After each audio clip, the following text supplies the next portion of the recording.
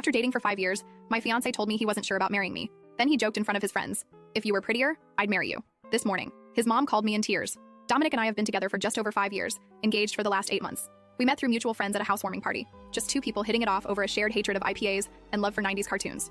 Our relationship progressed at a comfortable pace, dating for a year, moving in together after 2, adopting our cat, Beans, at 3, and getting engaged last summer. The proposal wasn't extravagant, just a Saturday morning hike to our favorite lookout point, where he nervously fumbled the ring box out of his pocket. I said yes immediately. We set the date for this October and have been slowly planning everything. Well, mostly me planning while he nodded along. About 3 months ago, Dominic started making odd comments when we discussed wedding plans. Nothing outright negative, just hesitant. When I showed him potential venues, he'd say things like, "That's a lot of money for just one day," or, "Do we really need to invite all those people?" I brushed it off as typical guy behavior or budget concerns. Then came the delayed responses to my texts about wedding stuff. I'd send him options for caterers, and he'd reply hours later with just "looks fine" or "whatever you want." When I asked if everything was okay, he'd say he was just busy at work. His construction company had taken on some big projects, so it made sense. Last month, he started going out more with his work friend Paul. They'd grab beers after work or watch games at Paul's place. Again, nothing unusual, just more frequent than before. When he'd come home, he seemed distant, checking his phone more often and being less affectionate.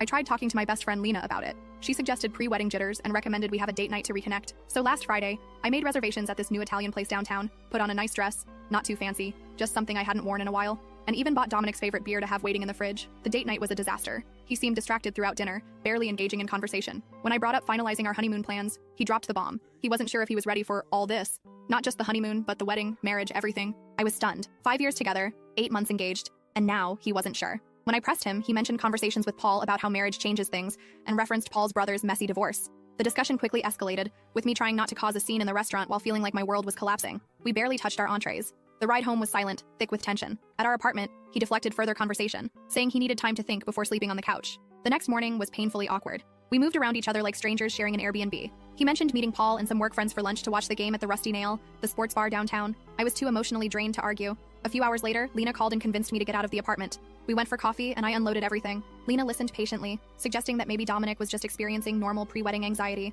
After coffee, we wandered around Target aimlessly, my usual stress relief activity. I bought some unnecessary throw pillows and new shampoo, because retail therapy is still therapy, right? By early evening, I felt calmer and decided to head home. I was pulling into our apartment complex when I got a text from Kylar, one of Dominic's coworkers I'd met at the company Christmas party. The message asked if I was okay, mentioning that things got weird at the Rusty Nail. I called Kylar instead of texting back. He sounded uncomfortable, initially reluctant to share details. With some pressing, he finally revealed what happened. The guys had been giving Dominic a hard time about wedding planning, and when Paul asked if he was ready to be with one woman forever, Dominic expressed doubts about the wedding timing. When Paul asked what was holding him back, Dominic, who was apparently drunk, said something like, "If you were prettier, I'd be more excited about marrying you." Then he laughed it off like it was a joke. Kylar told me he and some other guys called Dominic out for the comment, but Dominic just got defensive and said they couldn't take a joke. I sat in my car crying for 20 minutes after that call. The man I'd loved for 5 years, who I thought loved me, had publicly joked about my appearance being the reason he was hesitant to marry me. When I finally went inside, Dominic was passed out on the couch, still in his clothes from earlier. The apartment smelled like stale beer.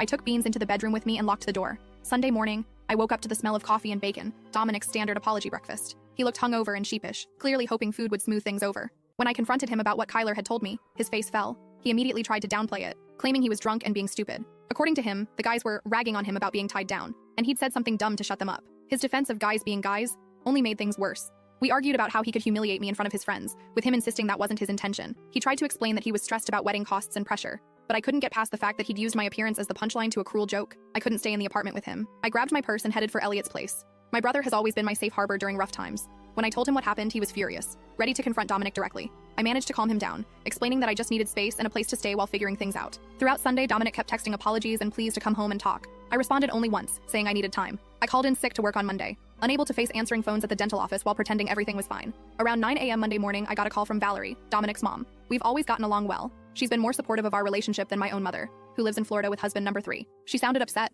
saying Dominic had called her the night before, and there was something important I needed to know. She asked if we could meet somewhere to talk, and that's where I am now. Sitting in my car outside the coffee shop where I'm supposed to meet Valerie in 15 minutes, wondering what else there could possibly be to know, and if my 5-year relationship is completely over. I never thought I'd be writing this post. I keep looking at my engagement ring, wondering if I should have seen this coming. Was I blind, or did things really change this suddenly? Should I hear Valerie out? What could she possibly tell me that would make any of this okay? First update. First, thank you all for the overwhelming support on my original post. I didn't expect thousands of comments. I tried to read as many as I could between crying sessions and stress eating the emergency Oreos from my brother's pantry. For those asking, yes, I met with Valerie, Dominic's mom, and I'll get to that at the end of this update.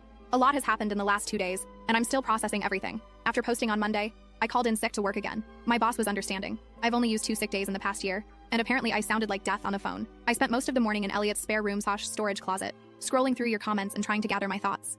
Around noon, Lena came over on her lunch break with sandwiches from that deli near the hospital where she works. I hadn't eaten much since Sunday, so even though I wasn't hungry, I forced myself to take a few bites. Lena gently reminded me that I couldn't avoid Dominic forever. We lived together, had joint accounts, and eventually would need to talk. She was right, obviously. I couldn't hide at my brother's place indefinitely, especially since Elliot's girlfriend was coming over for dinner that night. The last thing I wanted was to be the sad third wheel at their Taco Tuesday. After Lena left, I took a shower, borrowed one of Elliot's hoodies, don't judge, it was comforting, and drove back to my apartment. The whole way there, I rehearsed what I wanted to say. I wasn't going to yell, I wasn't going to cry, I was going to be calm and mature and get answers. When I pulled into our parking spot, I noticed Dominic's truck was there. He should have been at work. My stomach knotted as I walked up the stairs to our second-floor unit.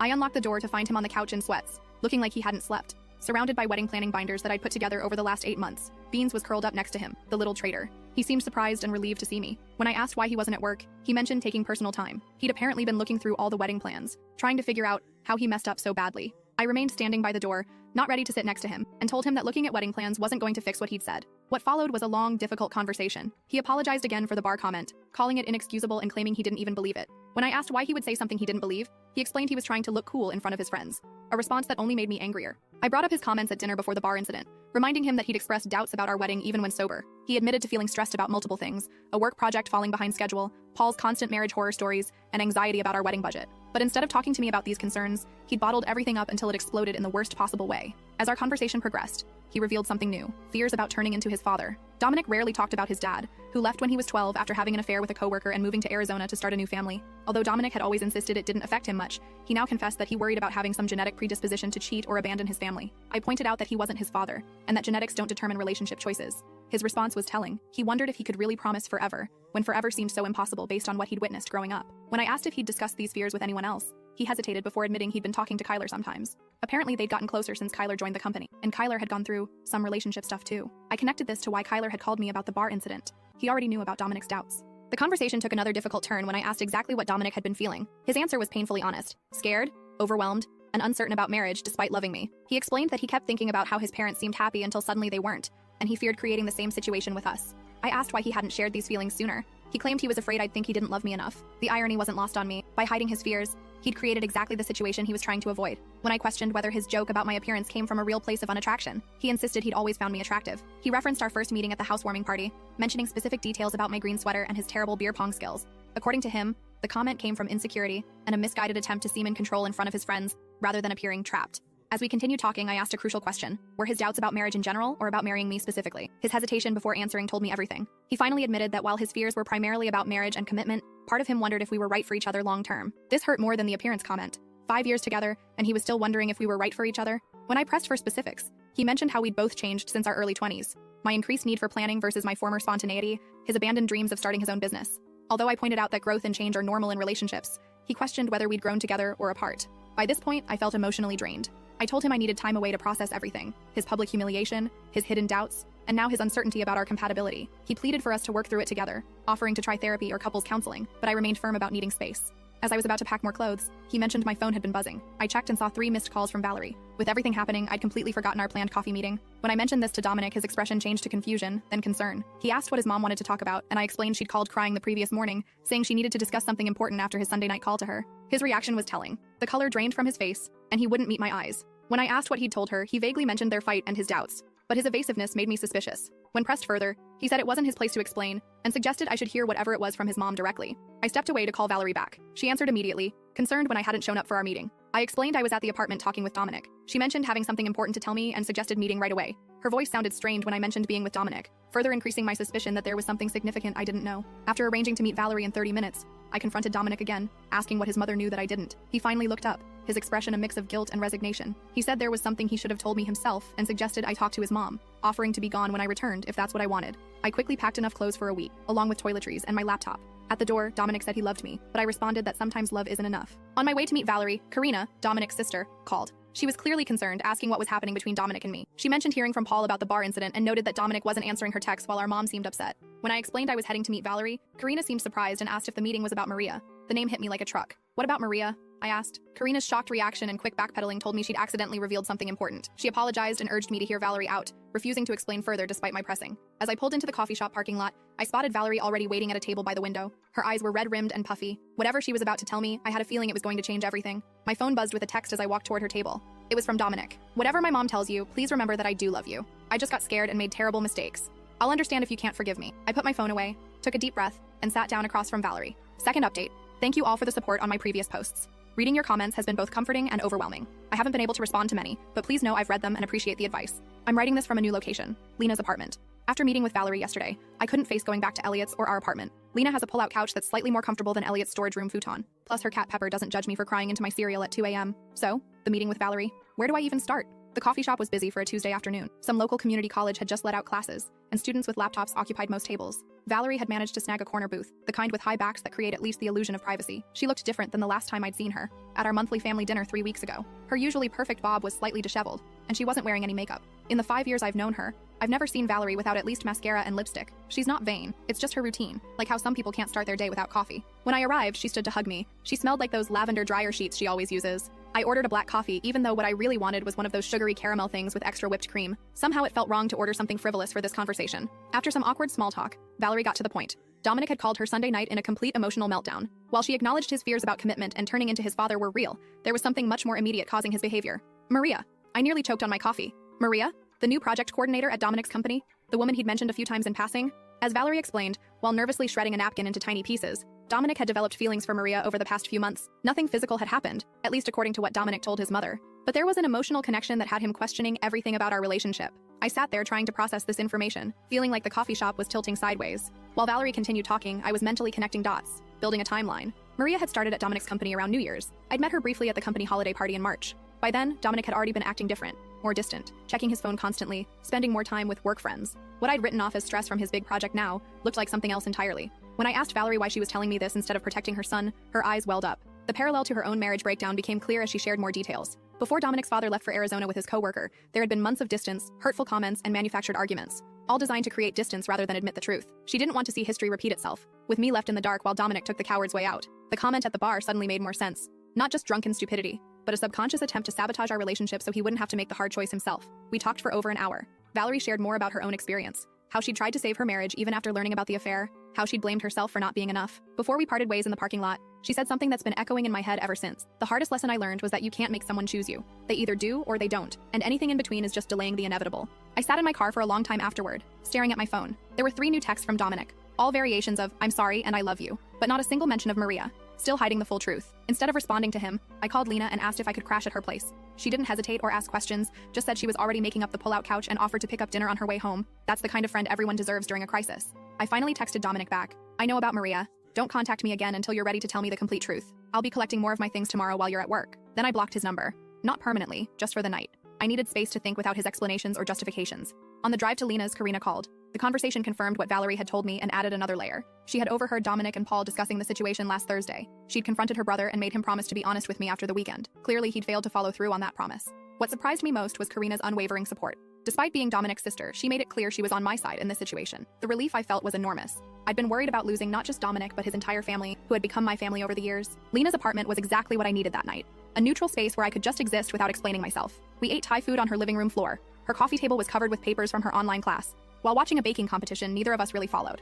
The mundane normality of it was like a life preserver in the middle of my emotional storm. After Lena went to bed, I stayed up scrolling through photos on my phone. 5 years of memories with Dominic, vacations, holidays, random selfies on ordinary days. Our engagement photos showed us grinning like we'd won the lottery. I was making mental plans for the next day, going to the apartment while Dominic was at work, packing more things, maybe talking to the landlord about breaking our lease, when my phone buzzed with a text from an unknown number. Margot, this is Maria. I know you blocked Dominic. Can we meet tomorrow? There's more to the story that you should know. Just the 2 of us. I stared at the message for a long time, my heart pounding. What more could there possibly be? And why would this woman want to tell me directly? After what felt like an hour but was probably only minutes, I typed a response. Where and when? Third update. First, thank you all for the overwhelming support on my previous posts. I've been reading your comments during sleepless nights, and they've helped more than you know. For those asking how I'm doing, I'm surviving. Some moments are easier than others. The meeting with Maria happened, and it went nothing like I expected. We met at this little breakfast place near the park. Neutral territory, I guess. When I arrived, she was already there, nervously scrolling through her phone. She looked different than I remembered from the company party. Less polished, more human somehow. Her hair was pulled back in a messy bun, and she wore minimal makeup. What surprised me immediately was how uncomfortable she seemed. If she'd been having some secret emotional affair with my fiancé, shouldn't she have been more confident? Instead, she kept fidgeting with her coffee cup, avoiding eye contact. The conversation revealed two major bombshells. First, Maria had no idea Dominic had developed feelings for her until Paul mentioned it casually last week. According to her, she and Dominic had worked closely on a project, occasionally texting about work after hours, but nothing that crossed any lines from her perspective. She'd never flirted with him or encouraged anything beyond friendship. She showed me their text history, mostly work stuff, occasional memes, nothing romantic or inappropriate. She even had a boyfriend of 3 years who sometimes joined their group for happy hours. The second revelation was about Paul. Apparently, he'd been deliberately stirring things up. Maria had overheard him at work encouraging Dominic to explore his options before settling down, specifically mentioning her as someone who gets Dominic better than I do. She explained that Paul had been telling everyone at work that Dominic was having cold feet about the wedding, making jokes about him being trapped and missing out on his freedom. By the end of our meeting, I felt strangely calm. Maria wasn't the villain I'd imagined. She was just a bystander caught in Paul's manipulation and Dominic's weakness. Before we parted ways, she said something that stuck with me. "You seem like someone who knows their worth. Don't let anyone make you question it." I left that meeting with a new perspective and a plan. This wasn't just about Dominic and me anymore. It was about Paul's toxic influence, Dominic's family history, and where I fit into all of it. I texted Karina afterward, asking if she'd help arrange a family meeting at her apartment, neutral territory since I wasn't ready to be alone with Dominic yet. She agreed immediately. That brings me to yesterday's dinner. Karina had set everything up in her small but cozy apartment. She'd ordered food from that Italian place near her building. Nothing fancy, just pasta and salad. Valerie arrived first, then Paul. Karina had insisted he attend. And finally Dominic, who looked like he hadn't slept in days. The first 20 minutes were excruciating. We all sat around Karina's dining table, pushing pasta around our plates, making strange small talk about the weather and Karina's new coffee table. The elephant in the room was practically stealing food off our plates, but no one wanted to be the first to acknowledge it. Finally, Valerie broke the silence by stating bluntly that we weren't there for a social gathering, but to address what had been happening and find a way forward. That opened the floodgates. I shared what I'd learned from Maria, watching Paul's face carefully as I spoke. The way his expression shifted from confusion to defensiveness told me everything. He tried to interrupt, claiming he was just looking out for his friend, but Karina shut him down immediately. Dominic mostly sat in silence, staring at his barely touched pasta. When directly addressed, he admitted that Maria had just been friendly, but he'd built it into something else because he was scared of turning into his dad. Valerie visibly flinched at that comment. When I brought up the joke at the bar, Dominic looked genuinely ashamed. He admitted it had nothing to do with Maria. It was just him being a coward. Paul was giving him a hard time about being whipped, and instead of standing up for our relationship, he'd said something horrible to seem cool. According to Dominic, it was never about my looks. Paul tried to dismiss it all as just guy talk, but Karina reminded everyone that Dominic and I were supposed to get married in 3 months. That simple statement, the reminder of our rapidly approaching wedding date, hit me like a physical blow. The save the dates had gone out, deposits had been paid, my dress was hanging in Lena's spare closet waiting for final alterations. That's when I quietly said I didn't think the wedding was happening anymore. The room went silent. Dominic started to protest, but I cut him off. I explained how I'd spent the last week trying to understand how we got here. What I'd realized was that this wasn't just about Maria or that joke, or even Paul's toxic influence. This was about Dominic not being honest, with me or himself. I told them how I'd ignored the signs for months, his disinterest in wedding planning, his increased time with Paul, his emotional distance. I'd made excuses because it was easier than confronting the truth, but I deserved someone who was certain about me, someone who didn't need a family intervention to figure out their feeling. Paul made a snarky comment about me being dramatic, which earned him simultaneous shut-up responses from both Valerie and Karina. Dominic insisted he was certain about loving me, just scared of messing everything up. I pointed out that he already had. The conversation continued for hours. There were tears, heated words, especially between Karina and Paul, and difficult truths. We rehashed old wounds and uncovered new ones. Around midnight, when everyone was emotionally exhausted, we reached the inevitable conclusion. The wedding was off. Our 5-year relationship had run its course. It wasn't a screaming match or a dramatic exit. It was a mutual recognition that something fundamental had broken between us.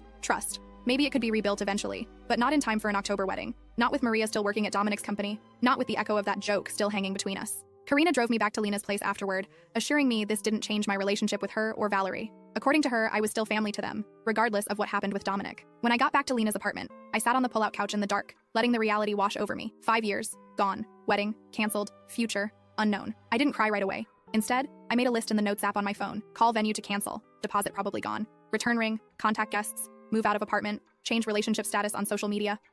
It was past 2 a.m. when Lena shuffled out from her bedroom. She'd heard me come in and wanted to check if I was okay. When I told her the wedding was off, she simply sat beside me on the pullout and put her arm around my shoulders. We sat like that until sunrise, not saying much, just existing in the strangeness of my new reality. This morning, I woke up to a text from Dominic asking if we could meet to discuss practical matters. The apartment lease, separating our finances, what to do with the furniture we bought together. So adult, so final. I also had a message from Elliot asking when he should come over to help pack my things. My brother, always practical, and one from my mom, who'd somehow heard through the grapevine, probably from one of my cousins who follows Karina on Instagram, and wanted to know if she should cancel her flight for the wedding. The ring feels heavy on my finger now. I've been twisting it absently, a nervous habit I didn't realize I had. It's a simple design, a round diamond in a white gold setting, nothing flashy or elaborate. Dominic had chosen it because it was classic, like our relationship. The irony isn't lost on me. I called the venue this morning. The coordinator was sympathetic but firm. The deposit is non-refundable this close to the date. $8,000 down the drain. Money we'd saved for over a year, cutting back on vacations and new clothes and dinners out. The practical side of me winces at the waste. The emotional side doesn't care about money right now. Karina texted that she'd found a photographer who might be willing to transfer our deposit to another event in the future.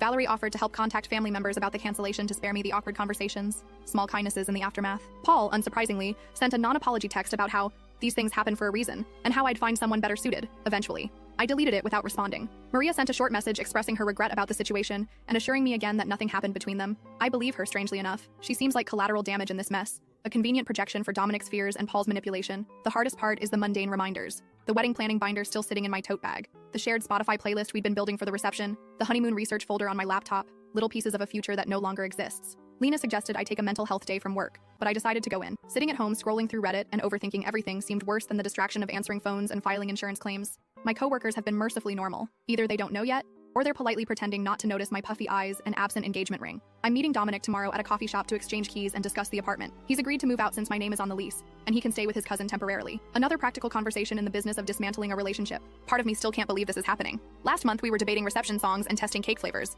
Now we're dividing up kitchen appliances and deciding who keeps the PlayStation. I keep thinking about something Valerie said at the dinner. Endings are rarely clean or perfect. Most of the time they're messy and sad and complicated. She would know. She rebuilt her life after Dominic's father left, raised 2 kids alone, found happiness again eventually. Looking at her now, you'd never guess she went through something so painful. Maybe there's hope in that. For now, I'm taking it one day at a time. Tomorrow, I'll handle the apartment and finances. Next week, I'll start looking for my own place. The future beyond that is blurry, but it exists. Karina just texted to ask if I want to meet for coffee this weekend. She mentioned that her family friend Kenzo, an older gentleman who's known their family forever, offered his vacation cabin if I need a getaway to clear my head. The support from Dominic's family is unexpected, but deeply appreciated. I haven't decided if I'll take Kenzo up on his offer. Part of me wants to escape somewhere quiet to process everything. Another part knows I need my support system right now. Lena with her practical compassion, Elliot with his protective big brother energy, even Valerie and Karina with their complicated loyalty. What I do know is that I won't be checking my wedding countdown app anymore, won't be pinning reception decor ideas, or practicing a new signature with Dominic's last name. That future is gone. And while I don't know what comes next, I'm starting to believe there will be something. Last update.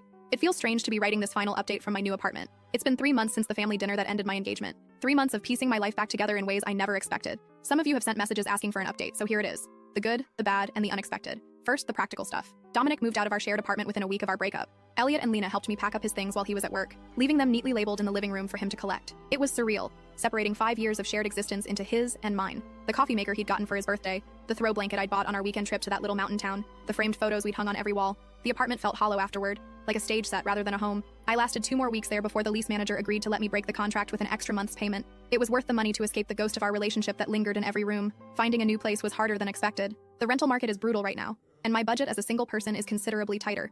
I ended up in a smaller 1-bedroom across town, further from work, but with a tiny balcony where I've started growing herbs in dollar store pots. The basil keeps dying, but the mint is thriving against all odds. I choose to see that as symbolic. Financially, it's been an adjustment. Our shared expenses were suddenly all on me. Car insurance, streaming services, even groceries seem more expensive when you're cooking for one. I've become that person who uses coupons and buys store brands, tracks expenses in a spreadsheet, and thinks twice before ordering takeout. Growing up stuff I never thought I'd have to learn at 29. The wedding vendors were surprisingly understanding. The venue kept our deposit, but sent a kind note hoping I'd find happiness. The florist refunded half our payment despite their no refund policy. The DJ recommended his brother who works at a therapy center, an unexpected but thoughtful gesture. The engagement ring sits in my dresser drawer in its original box. Dominic said I should keep it or sell it, that it was bad karma for him to take it back. I haven't decided what to do with it yet. Some days I forget it's there. Other days I open the box and stare at it, wondering how something so small could have represented such big promises. Social media was its own special hell. I waited 2 weeks before changing my relationship status, dreading the flood of questions. When I finally did it, at 2 a.m. on a Tuesday, the notifications poured in anyway. Well-meaning friends with their "what happened" messages, distant relatives offering prayers, former classmates I hadn't spoken to in years,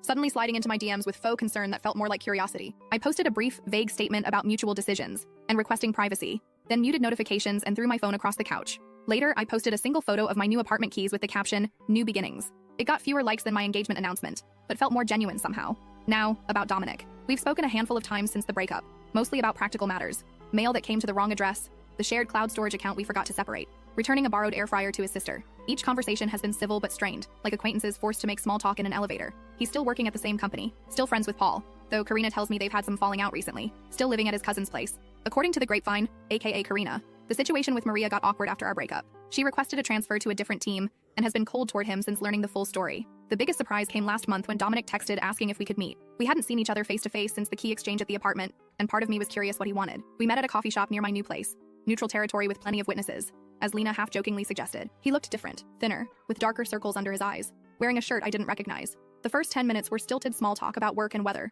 Then he pulled out a journal. "I've been seeing someone," he said, and my heart did a weird little stutter before he clarified, "A therapist, I mean." The journal was part of his therapy, daily reflections on patterns and behaviors he wanted to change. He'd been examining his relationship with his father, his friendship with Paul, and the way he treated me. He didn't ask for forgiveness or reconciliation. He just wanted me to know he was working on himself. I should have done this years ago, he admitted. Maybe things would have been different. It was the most self-aware I'd ever seen him, and I found myself genuinely hoping therapy would help him. Not for my sake, that ship has sailed, but because carrying around that much unresolved family trauma seemed exhausting. Before we parted ways, he mentioned he'd heard I was still close with his mom and sister. I'm glad, he said. They need good people in their lives. That's been one of the strangest parts of this breakup. Maintaining relationships with Dominic's family while disconnecting from him. Valerie texts me weekly, usually sending funny memes or updates about her garden. Karina and I have breakfast every other Sunday at this little diner halfway between our apartments. They've been careful not to put me in uncomfortable positions or share too much about Dominic, respecting the boundaries I've set. As for me personally, I'd like to say I've had some profound awakening, that I've found myself through this heartbreak. The reality is messier. Some days I feel liberated, relieved that I didn't marry someone who could hurt me so carelessly. Other days, usually when my hot water heater acts up, or I can't reach something on the top shelf that Dominic would have grabbed for me, I miss the practical comforts of partnership. I've started therapy too, not because of the breakup specifically, but because it made me realize how much I'd compromised myself in that relationship, how many red flags I'd ignored because they came wrapped in the comfort of familiarity, how much of myself I'd set aside to make room for Dominic's needs and insecurities. My therapist suggested I reclaim some parts of myself that got lost along the way. I've resumed hiking on Saturday mornings, something I'd stopped doing because Dominic always complained about early wake-ups on weekends. Dating again feels like a distant concept, though my colleagues have started making noises about setting me up with this great guy they know. I'm not ready. Maybe in a few more months, maybe longer. Right now, I'm still learning how to be comfortable in my own company. The most unexpected development came from what should have been the saddest task, canceling our honeymoon. We'd booked a 10-day trip to the coast, renting a little cottage with a deck overlooking the water. Non-refundable, of course. For weeks, I ignored the reminder in my calendar, unable to face losing that deposit too. Then Lena suggested something radical. Take the trip anyway. By myself. You've never traveled alone, she pointed out. Maybe it's time. The idea terrified me at first. 10 days alone in a romantic cottage meant for two? It sounded like the setup for a sad indie film, but the more I thought about it, the more appealing it became. I could wake up when I wanted, explore without compromising, read an entire book in one sitting if I felt like it. So that's where I'm headed next week, to a honeymoon cottage, solo. I've packed 3 paperbacks, downloaded some podcasts, and splurged on a new swimsuit that I chose entirely for comfort, rather than how it looked to someone else. My mom thinks I'm crazy. Elliot offered to come with me for part of the time. I declined. Karina suggested I download a dating app, just to see who's out there. Maybe, but probably not. I don't know what I'll find on this non-honeymoon honeymoon. Maybe clarity, maybe more questions. Definitely some sunburn, knowing my luck with sunscreen. The other day I was grocery shopping when our song came on over the store speakers. 3 months ago, it would have sent me hiding in the frozen food section, fighting back tears. This time I just felt a slight twinge, like pressing on a bruise that's mostly healed. Progress, not perfection. I'm not going to pretend I've got everything figured out. My new apartment's shower has mysterious temperature fluctuations. I killed another basil plant yesterday. I still occasionally grab my phone to text Dominic about something funny before remembering we don't do that anymore.